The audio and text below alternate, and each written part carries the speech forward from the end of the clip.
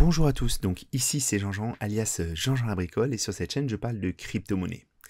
Et Jean n'est vraiment ma claque, sans mauvais jeu de mots, j'en ai vraiment ma claque des gens qui perdent malencontreusement des milliers d'euros chaque jour alors qu'ils ne se sont pas fait arnaquer. Mais parce qu'en fait ils ne comprennent pas forcément tout ce qu'ils font. Donc aujourd'hui dans la vidéo, je vais vous présenter un cas très concret d'une personne qui a perdu de l'argent alors que pour moi, vu de l'extérieur, vu par une personne qui ne maîtrise pas les subtilités, elle n'a pas fait d'erreur, elle est passée à côté de beaucoup d'écueils, mais elle a quand même, en tout cas pour l'instant, perdu ses fonds. Voilà. Alors, je vous ai mis cette petite illustration parce qu'effectivement, les cryptos, c'est vraiment un domaine où les scams prolifèrent, hein, parce qu'il y a très peu de poursuites. Hein. Alors, on peut parler des scams sur Discord, des faux airdrops, des airdrops foireux, des exchanges qui ferment, des rugs de projets, des faux télégrammes, des faux wallets qui sont même présents sur l'Apple Store, des trojans, des keyloggers, des sites qui sont mal notés, des wallets que vous encryptez, des formations bidons, des arnaques au bon coin, des faux sites qui vendent des ASICs. Bref, il y a vraiment plein de façons de se faire arnaquer, purement et simplement. Mais il y a aussi, et c'est ça, pour ça que j'en parle, il y a aussi une autre façon de perdre son argent, c'est en fait toutes les petites subtilités qu'il y a au niveau du monde des cryptos. Et je vous assure que même après plusieurs années, on n'est pas à l'abri de faire des erreurs. Donc c'est important de se former et pour ça, moi je vous invite vraiment à venir échanger sur le Discord. Parce que sur le Discord, de Jean-Jean n'est pas tout seul. Il y a plein de personnes qui peuvent vous aider suivant les cas que vous avez.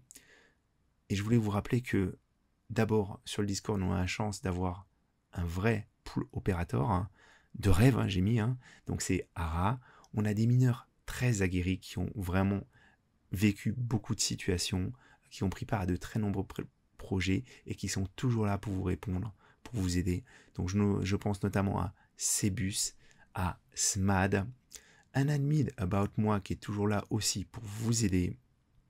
Et puis on a aussi la chance d'avoir des petits mineurs, mais aussi des gros mineurs qui ont des grosses fermes et qui n'ont pas forcément les mêmes problématiques que vous, mais qui ont rencontré aussi par leur expérience beaucoup de cas. Donc je pense notamment à Armand et à Bitcoin King, alias Pastille, qui est vraiment une crème. Donc vraiment, n'hésitez pas à nous solliciter. Vous verrez de toute façon, si vous êtes sur le Discord, que ce soit sur des problématiques de transactions ou de minage pur, ou même d'airdrop, on peut vous aider. Et n'hésitez pas à poser des questions, parce qu'en fait, c'est aussi la problématique. Il n'y a pas vraiment de parcours de formation dans les cryptos, donc les gens se forment un petit peu comme ils le peuvent, et quand on est autodidacte, on peut passer à côté de certaines choses. Voilà. Je voulais aussi remercier, alors il y a même des devs en fait, j'ai appris ce soir que Hello World, qui a fait un système, un mineur custom pour notamment le Cubic, que j'utilise ici, il est sur le Discord, je ne m'en étais pas aperçu, il a fait des posts très intéressants sur le Discord, et du coup, je le remercie, hein, merci à lui. On a Saitan aussi qui fournit un node gratuitement pour le node communautaire TM. Puis on a bien sûr parfois des stars de YouTube qui passent comme Le Coin des Mineurs, Makertronic, The Baguette Limbler, qui nous fait même rêver avec des reigns de RTM de folie. Et puis sur le Discord, vous êtes beaucoup d'anonymes aussi à partager les informations. Ça permet aussi parfois de comprendre, parce qu'on n'est pas à l'abri en fait de s'être fait une opinion et puis que cette opinion soit fausse. Voilà. Donc je pense à RSteam, NDRX, Juju78, voilà, XPE28, et je finirai avec XPE28, même si vous êtes nombreux que je n'ai pas cité là, parce qu'en fait, la problématique qui est juste au-dessus va nous intéresser dans le cas présent. Voilà. Wispark pose une question, je ne comprends pas comment marche l'application Kaspa, parce qu'en fait le Kaspa propose Kaspa Ethereum, Kaspa Binance Smart Chain, Kaspa Polygon. Voilà. Alors, on va maintenant passer sur vraiment la problématique que un utilisateur a rencontré, mais ce qui m'embête, c'est que c'est quelque chose qui revient très régulièrement. Vous allez voir, je vais vous expliquer ça. Alors, on rentre dans le vif du sujet, hein. Donc c'est un cas réel qui s'est passé, qui m'a été remonté sur le Discord. Donc encore une fois, je ne cherche pas à incriminer les personnes, je veux juste vous aider parce que je trouve ça vraiment très dommage qu'aujourd'hui on puisse, en plus de tous les problèmes qu'on avait cités précédemment, perdre ces cryptos un petit peu de façon bête parce qu'on ne comprend pas les fonctionnements internes des cryptos et des blockchains. Voilà. Alors, le cas du jour, c'est deux personnes qui se sont rencontrées et qui se sont fans de crypto. Donc, une personne qui vendait un objet et une autre personne qui en achetait. Donc, les deux personnes ne veulent pas du tout arnaquer l'une ou l'autre. Hein. Elles veulent simplement faire leur transaction et avoir un règlement avec une crypto. Donc, l'acheteur récupère le bien et laisse au vendeur la preuve de la transaction. Donc, jusque-là, tout a l'air d'aller bien. Sauf qu'en fait, le vendeur ne recevra pas les fonds. Et c'est ça que je vais vous expliquer. Hein. Donc, je voulais aussi vous dire, on est en train de parler de personnes qui sont dans la crypto, qui sont présentes sur des exchanges majeurs de crypto-monnaies, parce que là, la transaction se fait en USDT entre Binance et Crypto.com. Il n'y a pas eu d'erreur sur la crypto utilisée, donc c'est bien de l'USDT, il n'y a pas eu d'erreur sur l'adresse du destinataire, et il n'y a pas eu d'oubli de code mnémonique, comme ça peut être demandé sur les exchanges. Donc moi, je vais vous illustrer ça avec des quais de gare. Donc on va dire que la gare de Rochefort, c'est Binance, et la gare de Paris-Montparnasse, c'est Crypto.com. Il faut comprendre que quand vous allez utiliser votre USDT, vous allez devoir choisir une chaîne sur laquelle circule l'USDT. Et le problème, c'est qu'en fait, c'est comme sur un quai. Hein, si les quais étaient reliés, s'il n'y avait pas de... Sur le réseau ferré, c'était simplement un grand rail et qu'il n'y avait pas de possibilité de bifurquer, le quai numéro 1 à Rochefort irait vers le quai numéro 1 à Montparnasse, le quai numéro 5 vers le quai numéro 5. Et le problème, c'est que si vous envoyez votre USDT sur le quai numéro 5 et que vous attendez sur le quai numéro 6, ben, vous ne le verrez jamais arriver. Il sera bien arrivé au quai numéro 5, mais vous ne pourrez pas le voir ni y accéder.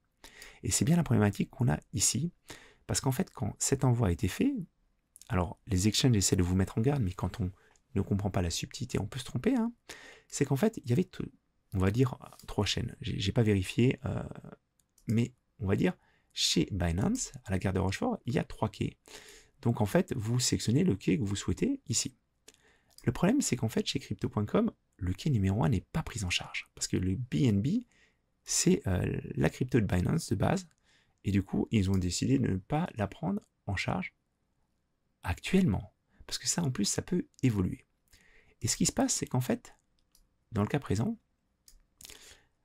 si l'émetteur avait utilisé la chaîne Ethereum ou Tron, les personnes se seraient rencontrées. Mais comme là, la personne utilise le quai numéro 1 qui est sur la BNB, la Binance Smart Chain, le problème, c'est que les fonds sont bien arrivés à destination. C'est pour ça que la transaction est marquée comme complétée. Sauf qu'en fait, elle n'est pas prise en charge par Crypto.com.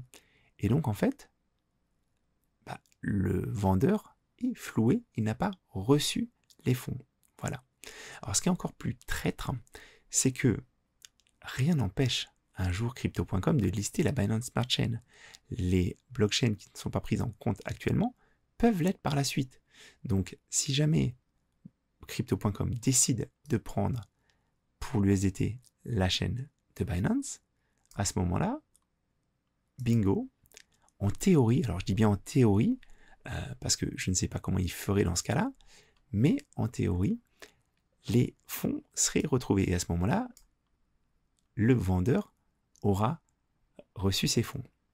Ce qui est vraiment dommage, c'est que là, pour l'instant, dans le cas présent, le vendeur est lésé, et puis l'acheteur aussi. Parce qu'en fait, si l'acheteur veut réellement régler le vendeur, il aura réglé 2 fois, vu que le vendeur a réceptionné les fonds, mais ne peut pas y accéder.